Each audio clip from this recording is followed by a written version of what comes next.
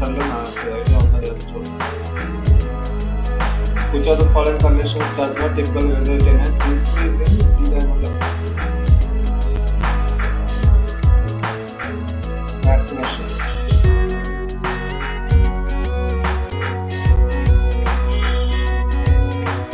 For accurate D-dimer testing, blood samples should be collected in tubes containing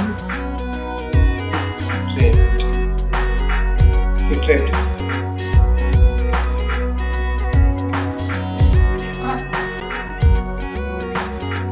The D-dimer test is one to measure the actual interaction with cells.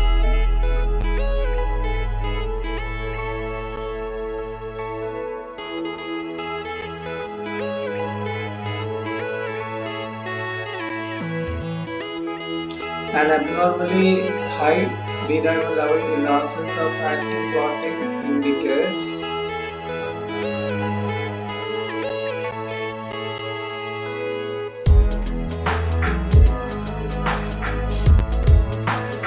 in the context of D-dimer testing, false positive results may occur due to